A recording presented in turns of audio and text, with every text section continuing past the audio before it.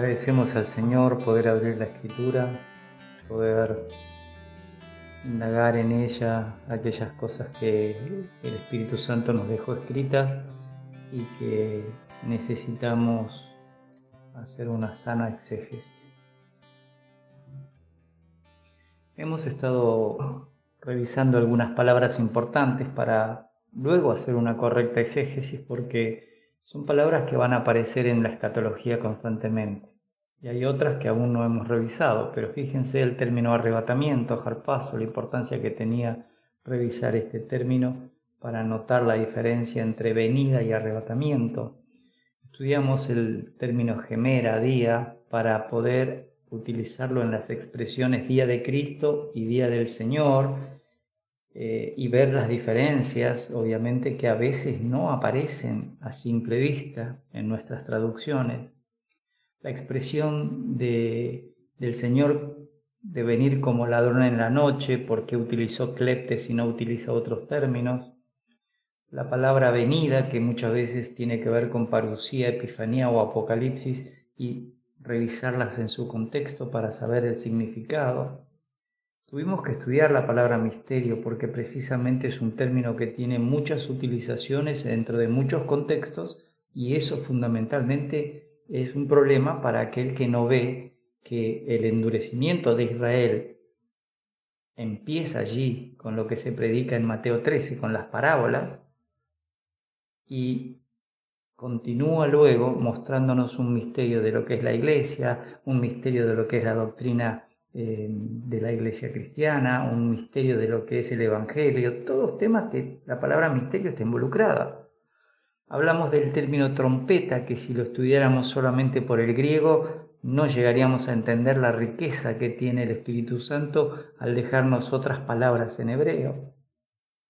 El término entajei, vengo pronto, para mostrar que el preterismo no había hecho probablemente, un estudio profundo del uso de estos términos, tanto cuando se utilizó la Septuaginta para pasar del hebreo al griego, como el Nuevo Testamento. Hemos visto las 7 escuelas de interpretación escatológica porque necesitamos saber de qué lado está la correcta interpretación. Vimos el término cómo el Señor nos libra de la ira venidera y vimos el tema de la ira venidera. Y hoy lo que vamos a ver es quién es el que lo detiene, el que detiene la manifestación o restringe la manifestación del hombre de pecado, del anticristo. Así que vamos a abrir nuestras Biblias para estudiar este tema. Rápidamente miremos estos 4 puntos que vamos a trabajar como propósitos de nuestro tema. Primero, definir el problema de los tesalonicenses, porque si perdemos de vista esta situación que ellos vivían, podemos creer que lo que Pablo está escribiendo obedecería a otras razones que no sea a una corrección doctrinal solamente, y nos permitiría, una vez que definimos el problema, evaluar en dónde estaba la confusión sobre las diferentes posturas que hoy tenemos sobre quién es el que restringe, y lo vamos a tener que definir al concepto de qué es lo que lo detiene o el que lo detiene, porque se usan las dos expresiones. Y vamos a hacer una conclusión. Muy importante volver al problema de los tesalonicenses, porque ellos tenían en primer lugar una persecución tanto de parte de los judíos como de los conciudadanos allí en Tesalónica. Y eso vamos a ver 2 pasajes en Hechos 18, cómo persiguieron a Pablo, y en 1 Tesalonicenses 2, cómo perseguían a los propios tesalonicenses, a los creyentes. Pero en segundo lugar vamos a ver que hubo una falsa enseñanza, que alguien dijo o podía haber dicho que Pablo se lo explicó o que Pablo le escribió, y era una enseñanza falsa que mezclaba el tema del arrebatamiento o día de Cristo exclusivo para la iglesia de la tribulación que estaba involucrada en lo que se llama el día del Señor o día de Yahvé. Y vamos a ver 3 pasajes de 1 Tesalonicenses y 2 como para darnos cuenta que Pablo había enseñado correctamente, pero que la aflicción que ellos estaban viviendo los había llevado a pensar que el día del Señor había llegado. Y eso no podía haber sucedido, por lo que Pablo le va a explicar en 2 Tesalonicenses 2. En Hechos 18, 5 y 6, Pablo dice que cuando Silas y Timoteo vinieron de Macedonia, Pablo estaba entregado por entero a la predicación de la palabra, testificando a los judíos que Jesús era el Cristo. Pero oponiéndose y blasfemando estos judíos, les dijo, sacudiéndose los vestidos: vuestra sangre sea sobre vuestra propia cabeza, yo limpio, desde ahora me iré a los gentiles.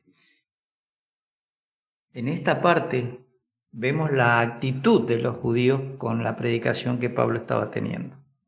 De allí, la predicación en Tesalónica nos dice en el capítulo 2: porque vosotros, hermanos, vinisteis a ser imitadores de las iglesias de Dios en Cristo Jesús que están en Judea, pues habéis padecido de los de vuestra propia nación las mismas cosas que ellas padecieron de los judíos, los cuales mataron al Señor Jesús y a sus propios profetas, y a nosotros nos expulsaron, y no agradan a Dios y se oponen a todos los hombres. Pero no terminan esos 5 puntos, dice el versículo 16, impidiéndonos hablar a los gentiles para que éstos se salven. Así colman ellos siempre la medida de sus pecados, pues vino sobre ellos la ira hasta el extremo. Esta expresión, evidentemente todavía no había llegado la destrucción de Jerusalén, pero esta expresión indica, en estos verbos prolépticos, que Dios había decretado ira sobre ellos.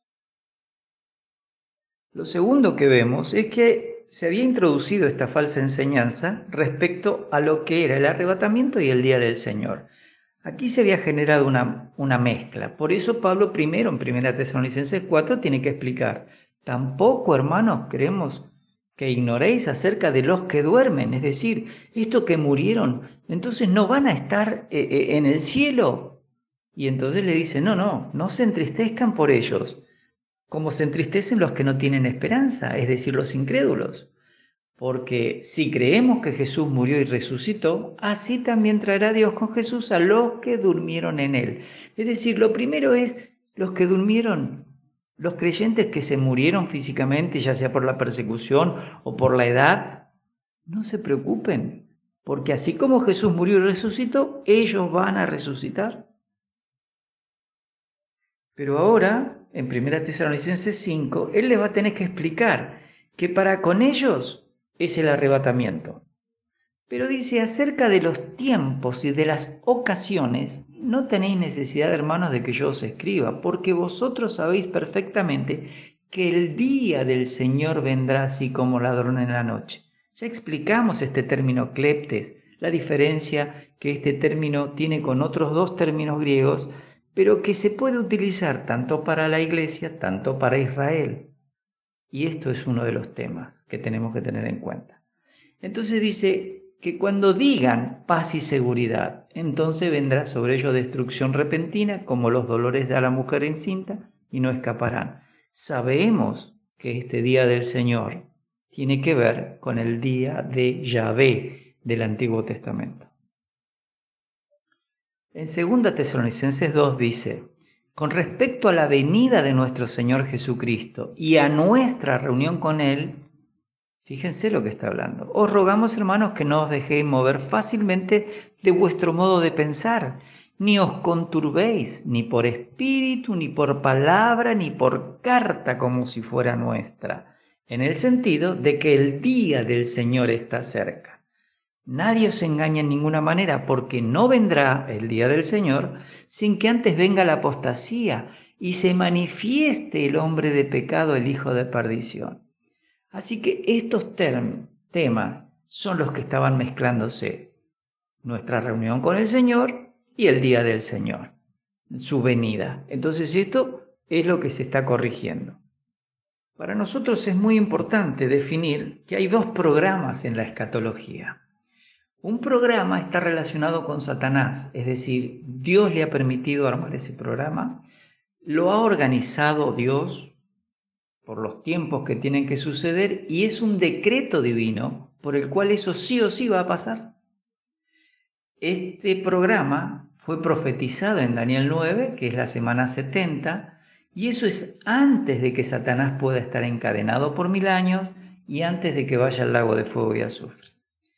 Pero el otro programa es del Señor para su iglesia.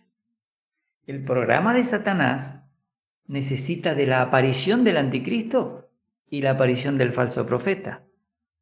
Pero en cambio, el tiempo que el Señor tiene programado para su iglesia es antes del Armagedón, que termina en la tribulación. Es antes de los juicios que Dios, a través del Señor Jesucristo, le presentó a los apóstoles en Mateo 24 y 25, y es antes de que esté el reino milenial. Y estos tres eventos requieren tiempo.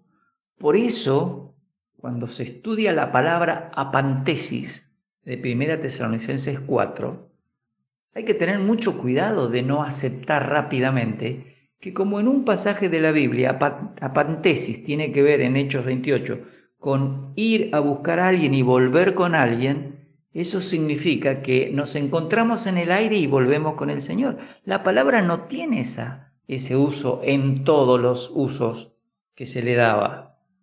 Solamente esa es una asociación que hace un léxico.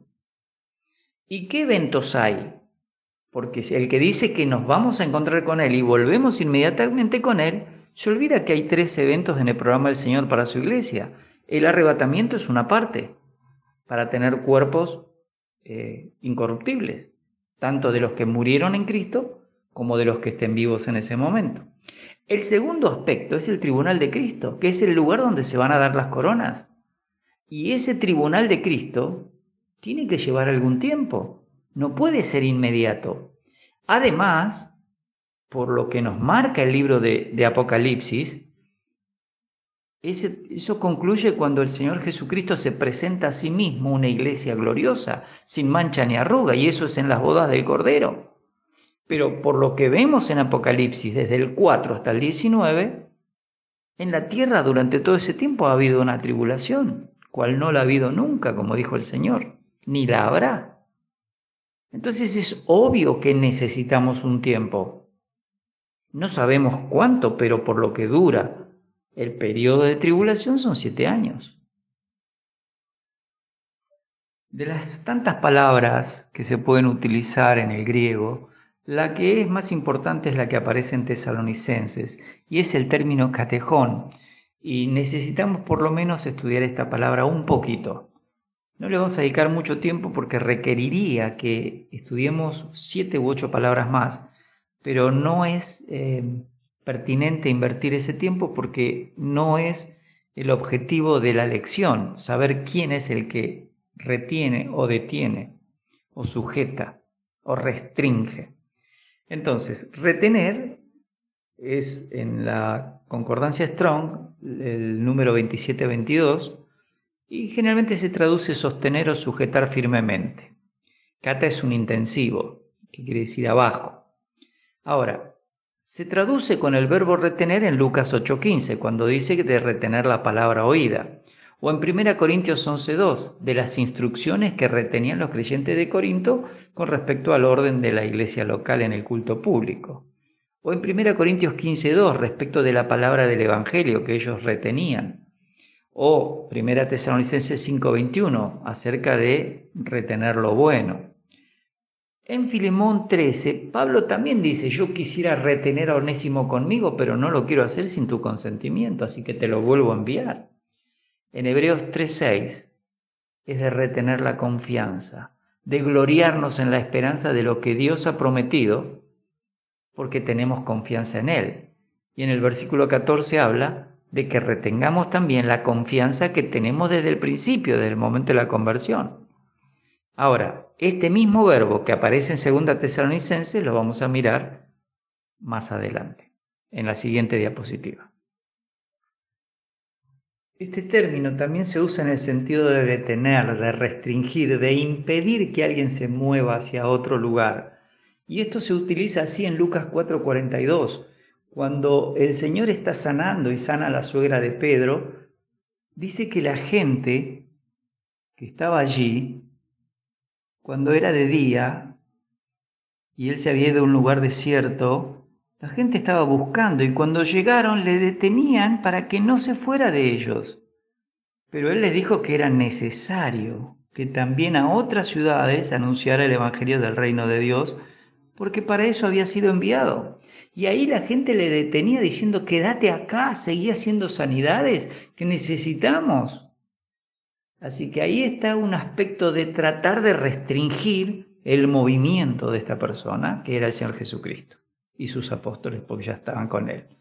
En Romanos 1:18, cuando se nos habla de la depravación del ser humano y de esa especie de tobogán a la cual Dios los suelta, los entrega para hacer cosas que no convienen, dice que hay hombres injustos que frenan el avance de la verdad por medio de sus propias injusticias, que detienen el avance de las cosas de Dios. O, alternativamente, también dice en capítulo 2 que detienen la verdad en o con injusticia. Y eso quiere decir que a pesar de que ellos se muestran como personas piadosas, bondadosas, en realidad su conducta es contraria. Porque no permiten que se le dé la gloria a Dios, ni permiten que se conozca la obra de Dios. Llegamos a 1 Tesalonicenses 2:6 y ahí el término es, hay quien lo detiene. Entonces, lo que se dice aquí es que hay algo y alguien que está refrenando la iniquidad en su desarrollo. Y esto, en el versículo 7, dice que hay quien lo detiene, al anticristo, a este hombre de pecado. Es decir, que literalmente también se puede decir que hay alguien que es el retenedor, porque tiene un artículo con participio presente, o aquel que está reteniendo. Y esto se puede referir, esto es una frase del diccionario de Vine, puede referirse a un ser individual. Él dice puede, un potencial, pero también dice que esto puede referirse porque hay una estructura similar en 1 Tesalonicenses 3:5, cuando Pablo dice, no sea que os hubiese tentado el tentador. Y si lo comparamos con capítulo 1, versículo 10, que estuvimos estudiando, sabemos que esperar de los cielos a su Hijo Jesucristo, el cual nos libra de la ira venidera, esa expresión literalmente también puede ser el libertador nuestro de esa ira venidera. Pero Hogg y Vine, en su libro sobre notas de Pablo a las cartas de los tesalonicenses, dice que esto también podría ser que se refiera a un número de personas que presenten las mismas características. Es decir, así como un creyente representa a otros creyentes, por ejemplo en Romanos 9:33 o en 1 Juan 5:10, este versículo 6 podría estar hablando de un principio. Y en el versículo 7 de Tesalonicenses podría ser que sea el principio encarnado, ya sea en una persona o en un conjunto de personas. ¿Por qué estamos haciendo este énfasis? Porque precisamente una de las ideas es que cuando se habla de la autoridad, en Romanos 13, que han sido puestas por Dios, aparece en plural y esa frase estaría representando a todas las autoridades. Y esto, yo pongo estos signos de admiración y uno de interrogación para decir, cuidado, porque esta es la razón por la cual ellos nos van a dar esta siguiente idea, que hay que subrayar que es posible, dice Hogg y Vine, que estas autoridades, es decir, estas autoridades que por Dios han sido establecidas, sean la influencia refrenadora que aquí se indica. Pero él dice, o ellos dicen, no dándose exprofeso ningún tipo de especificación. Así que, ante un silencio directo, ellos dicen, puede ser una persona o puede ser las autoridades civiles. Y para que ustedes puedan leer un poco más, en este libro de Hogg y Vine, notas sobre a los tesalonicenses, ustedes pueden leer un poco más en las páginas 254 a 261. Pero de verdad, este es el resumen de eso. Y aunque ellos también lo tienen en el diccionario de Vine, de todas las expresiones o el diccionario expositivo de los términos griegos y hebreos del Antiguo Testamento, que es un diccionario exhaustivo, tiene esa misma postura allí. Desde allí está sacado esto para que ustedes lo tengan. Pero el libro de notas sobre tesalonicenses lo pueden googlear y encontrar algo de esa literatura en inglés en Google o en alguno de estos lugares. Bueno, entonces vamos a tratar de ver algunas posturas sobre quién es el que restringe. En primer lugar, como veíamos esta posición, un escritor llamado Rees, en un libro llamado La cercana venida de Cristo, en la página 377, dice para él que el que tiene que ser el que restringe es el emperador y el imperio romano.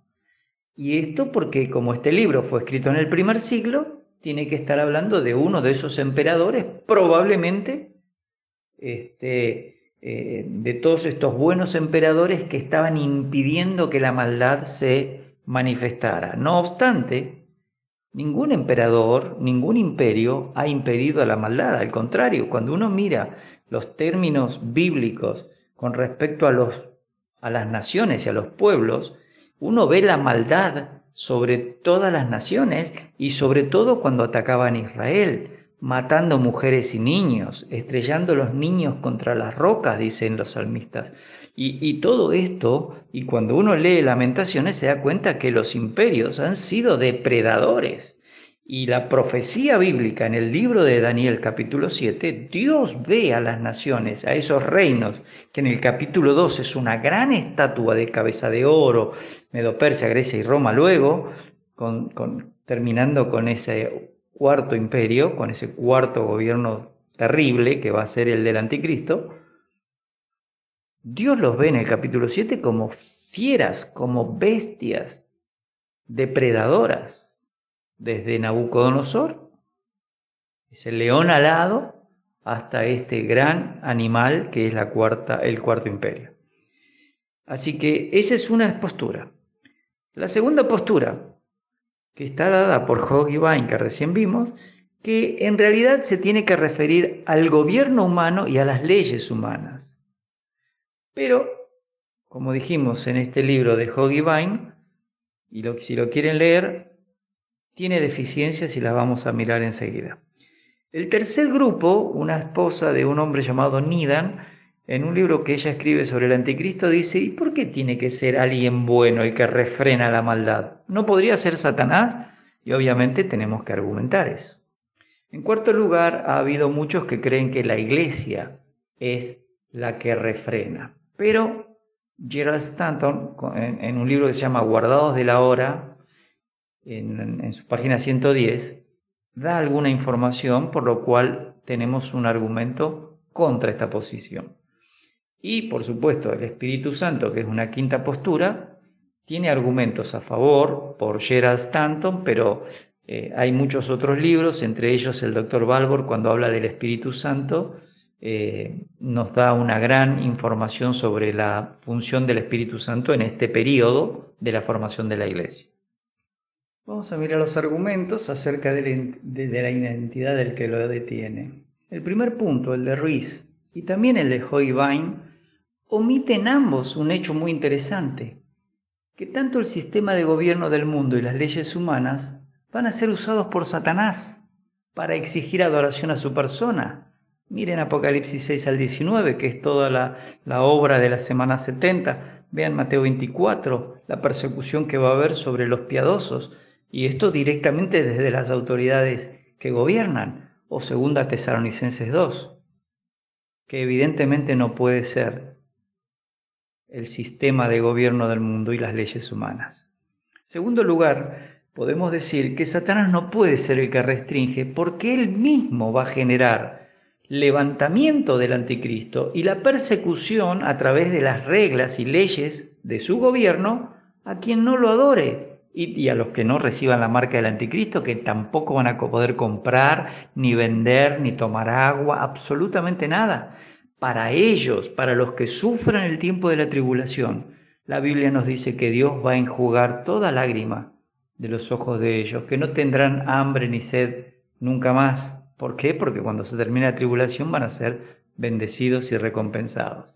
Apocalipsis 12 nos muestra que la lucha en el cielo, en el periodo de la mitad de la tribulación, va a hacer que Satanás sea arrojado a la tierra y va a salir con gran furia a perseguir, a destruir a la descendencia de los judíos. Así que él, como dice Marcos 3:25, el Señor dice que Satanás no puede estar contra sí mismo porque su reino caería. Así que esas dos ideas que estamos compartiendo, esas tres en total, nos indicaría que Satanás no podría ser. Con respecto a que la iglesia sea quien lo detiene, hay que reconocer que la iglesia es un grupo de personas redimidas de entre los pecadores, pero en ellas Dios el Espíritu Santo está haciendo una obra de prepararla como una esposa pura para el Hijo.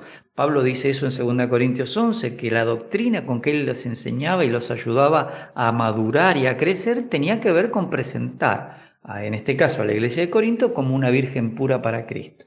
Pero en Efesios 5, el Señor se la purifica para sí mismo, una iglesia que no tenga mancha ni arruga.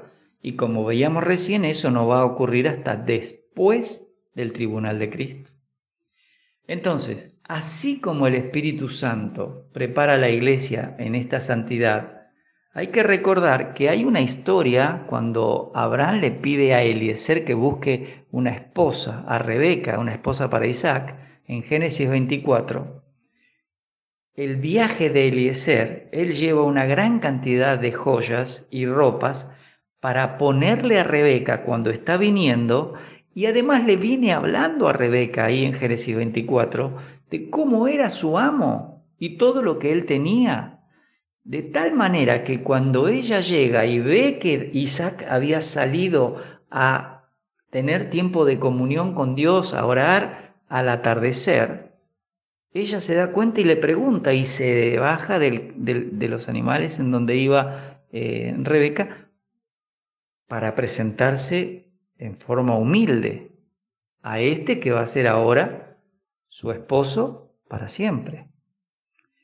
Así que los miembros de la iglesia tienen una característica, tienen características preparadas por el Espíritu Santo, pero no es la iglesia omnisciente, no es omnipotente, ni es omnipresente como lo es Dios el Espíritu Santo. Por lo tanto, la iglesia son personas que van muriendo a medida que termina su vida en la tierra. Y nunca son personas con estas tres características, ni aún lo serán después que hayan resucitado, hayan sido arrebatadas, hayan sido premiadas en el tribunal o bimá de Cristo y se forme la relación eterna con Cristo con los cuerpos totalmente glorificados. Pero nunca omnisciente, omnipotente, omnipresente, porque eso es solamente Dios. En cuarto lugar, el maligno, Satanás, es una persona y sus acciones también involucran el área espiritual de este mundo, porque el mundo está muerto espiritualmente y el mundo entero está bajo el maligno. Por lo tanto, esta persona que lo detiene tiene que tener también cualidades de persona y capacidad de accionar en la vida espiritual. Si nosotros miramos la obra del Espíritu Santo en esta dispensación, es una dispensación muy interesante porque tiene demasiadas actividades del Espíritu Santo para preservar, según 2 Tesalonicenses 2:13, a todos los que van a recibir a Cristo como Salvador. Convencer de pecado, de justicia y de juicio a aquellas personas a las cuales luego les va a dar la fe para que puedan creer, como dice Efesios 2, 1 y 2. Y además, por si esto fuera poco, Él va a hacer morada en cada uno de los que reciban a Cristo, va a enseñarle de tal manera las características de Cristo por medio de la palabra de Dios, la cristología que va a aprender ese creyente que estudie la Biblia y le va a permitir, no solo como sello, sino que lo va a introducir en el cuerpo de Cristo por medio de un bautismo espiritual. Y además lo va a llenar, lo va a guiar, va a interceder por él, va a sellarlo hasta el día de la redención de la posesión adquirida. Esta persona, el Espíritu Santo, tiene características con las cuales puede combatir y restringir a Satanás. Además, así como Satanás ha estado actuando y viviendo desde antes de la creación del hombre, el que lo restringe, que va a impedir esa manifestación, también tendría que tener estas cualidades y evidentemente tiene que ser alguien de la Trinidad. Ahora, si esta dispensación tiene un miembro de la Trinidad actuando en la completa formación de la Iglesia y él, como dijimos recién, mora en el creyente, lo sella el creyente como propiedad de Dios, lo bautiza, llena a ese creyente para que viva una vida agradable a Dios, lo guía con la Escritura y lo santifica, entonces, hasta que el propósito que Dios tiene se complete, Él es el que tiene que restringir e impedir la manifestación del anticristo. Esto nos tendría que quedar muy claro a partir de este momento que hemos abierto la Escritura y buscado estas alternativas. Como resumen y con algo de una aplicación, podríamos decir tres cositas. La primera es que la iglesia de los tesalonicenses estaba siendo conturbada, perturbada en los aspectos escatológicos que le habían enseñado los apóstoles, en este caso Pablo, y luego Timoteo y Silvano. Pero eso siempre ha sucedido. Siempre la escatología es un campo de batallas en donde las apreciaciones personales son prioritarias y la escritura muchas veces va a segundo lugar. En segundo lugar, esta confusión, esta mezcla acerca de lo que era el día del Señor o día de Yahvé para judíos y gentiles, había sido mezclada con el evento exclusivo de la iglesia, que es el arrebatamiento. Y hoy también sucede eso y siempre va a suceder, porque esto tiene que ver con la forma en que se interpreta la Escritura. Pero podemos pensar así, igual que como en el primer siglo, los creyentes de hoy necesitamos estudiar constante y ordenadamente nuestras Biblias, pero también respetar las reglas de la hermenéutica y de la teología sistemática. Esto nos va a ayudar para que en el futuro nuestras iglesias tengan mayor fortaleza doctrinal y para que podamos pasar esta antorcha de la fe que nos ha sido una vez dada a la generación venidera. Que el Señor les bendiga y esperamos, si no viene antes a buscarnos, encontrarnos la próxima semana con otro estudio bíblico.